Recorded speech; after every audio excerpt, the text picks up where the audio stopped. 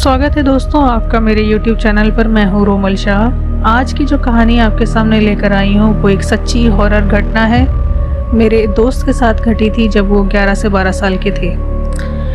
तो आगे की कहानी मैं उन्हीं की ज़ुबानी आपको सुनाने की कोशिश करती हूँ। तो हेलो दोस्तों, मेरा नाम दिलीप है। मैं दिल्ली के पश्चिमपुरी इलाके में रहता हूँ और ये कहानी तब की है जब मैं 11-12 साल का था और 2 महीने की छुट्टियों में मैं अपनी नानी के घर रहने गया था।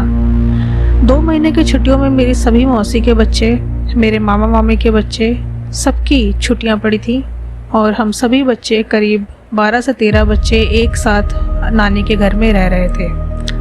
तो हुआ कुछ ऐसा कि एक दिन बहुत बारिश हुई थी। बारिश की वजह से दिन में हम बच्चे बिल्कुल खेल नहीं पाए थे। तो शाम होते होते बारिश कम हो गई थी और हम सभी बच्चे घर से बाहर खेलने के लिए निकले। हमने सोचा आज हम छुपन छुपाई खेलेंगे। उस समय छुपन छुपाई खेलने का एक अपना मज़ा आता था। आजकल बच्चे छुपन छुपाई नहीं खेलते, वो ऑनलाइन गेम्स और इंडोर गेम्स को ज़्यादा पसंद करते हैं। खैर, शाम के समय हम छुपन छुपाई गली में खेल रहे थे और वैसे तो बारिश का मौसम था, लेकिन शाम को बारिश नहीं हुई थी। लेकिन बादल और काले घने बादल आसमान में अभी भी छाए हुए थे। रह रहकर बिजली भी चमक रही थी और बादल भी गरज रहे थे। तो उस दिन हुआ कुछ ऐसा कि शाम के समय जब हम छुपन छुपाई खेल रहे थे तो एक 18-19 साल की लड़की जो कि मेरे नानी के घर की पड़ोस में ही रहती थी, भागी भागी वहाँ पर आई। वो कहने लगी कि मुझे बचा लो, मेरी छोटी बहन मुझसे मार डालेगी। ये सुनकर हमें लगा कि ये लड़की मजाक कर रही है। बच्चे बहुत सारे गली में खेल रहे थे, करीब 17-18 बच्चे उस समय गली में खेल रहे थे और मेरे दोनों मामा दोनों मामियाँ भी उस समय गली में ही मौजूद थे। वो लड़की जैसे भागकर आई, उसके ये कहते ही कि मुझे बचा लो, मेरी छोटी बहन मुझे मार डालेगी, उसकी छोटी बहन भी इतने में वहाँ पर भागी भागी आ गई। उसकी छोटी बहन करीब 8-9 साल की थी।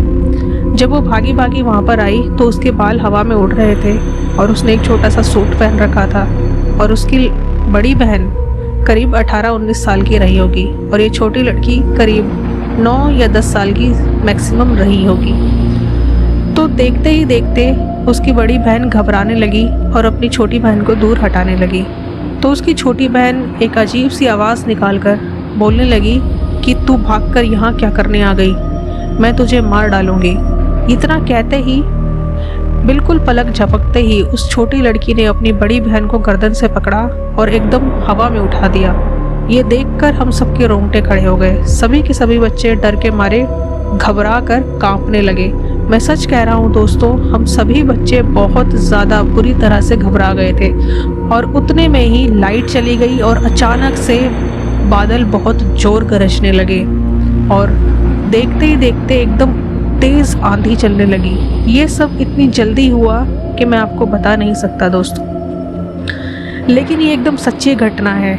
देखते ही देखते एक तेज बिजली चमकी और वो लड़की जिसने अपनी बड़ी बहन को हवा में उठा रखा था, वो छोटी लड़की बेहोश हो गई और गिर गई और उसकी पकड़ से उसकी बड़ी बहन भी छूट गई। और एकदम अचानक मेरे मामा मामी भागकर आए, उस छोटी लड़की को उठाया और उसे उठाकर उसके घर लेकर गए। उसके घर में उसकी बड़ी बहन और वो अकेले थे। उसके घर में उसकी मम्मी पापा उस समय घर पे मौजूद नहीं थे। तो ये एक सच्ची घटना है जो हम सबके साथ हुई थी। इसे एकदम से घटते देख हम सभी बच्चे काफ़ी घबरा गए थे और जाकर नाना नानी के कमरे में छुप गए थे। आखिर किसी को भी समझ में नहीं आया कि ये घटना क्या थी, कैसे घटी, क्या हुआ था। तो जब मैं थोड़ा बड़ा हो गया तो मैंने अपने मामा मामी से पूछा कि मामा मामी, आपको याद है उस छोटी लड़की ने कैसे अपनी बड़ी बहन को गर्दन से पकड़कर हवा में उठा दिया था, आखिर ऐसा क्या हुआ था? तो मेरे मामा मामी ने मुझे बताया कि दरअसल उसमें एक शैतान का साया आ गया था।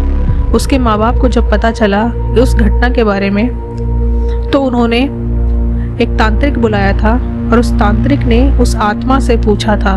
तो उस आत्मा ने बताया कि वो एक शैतान है और कई दिनों से इस छोटी सी लड़की के पीछे पड़ा था ताकि उसके शरीर में घुस सके।